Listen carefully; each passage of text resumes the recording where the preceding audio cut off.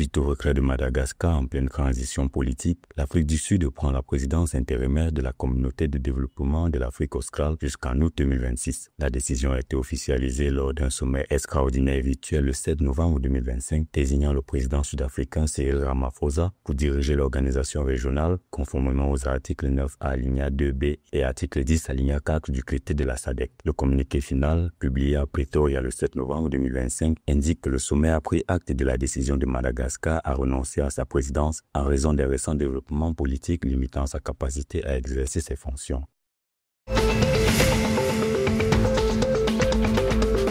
Le 6 novembre 2025, le colonel Donald Damadje, haut commissaire du Rwanda, a présenté ses lettres de créance à Sa Majesté le roi Mwantikwa d'Eswatini au palais royal de Lozita. Lors de cette rencontre, les deux dirigeants ont souligné les opportunités économiques mutuelles, notamment dans les secteurs des TIC et du tourisme, et réaffirment la solidité des relations bilatérales. Le roi Mwantikwa a également encouragé les entreprises rwandaises à investir en Eswatini, signalant la volonté politique de ces deux pays de renforcer et d'approfondir leur coopération.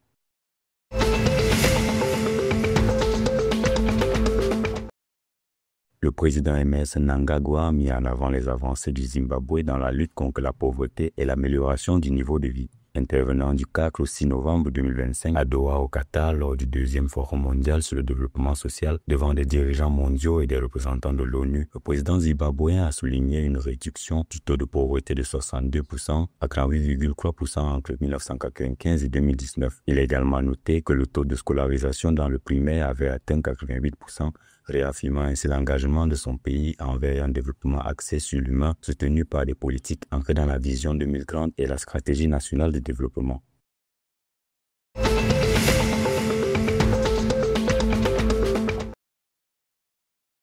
L'Angola a célébré le 50e anniversaire de son indépendance nationale par un service œcuménique grandiose au stade du 11 novembre de Luanda, réunissant environ 50 000 fidèles. Événement intitulé Angola 50 ans d'indépendance nationale, jubilé en Christ, s'inscrit dans le cadre du programme officiel de commémoration et a été honoré par la présence des hauts dignitaires gouvernementaux et politiques. La commission interconfessionnelle angolaise était responsable de l'aménagement du stade pour la liturgie. Pour faciliter l'accès, des services de bus ont été mis en place depuis divers points de Luanda, ainsi que des provinces d'Ikolo et Bengo. Les organisateurs ont souligné que cette mobilisation religieuse visait à rendre grâce, implorer les bénédictions pour la nation, méditer sur son histoire et renforcer l'unité parmi les Angolais.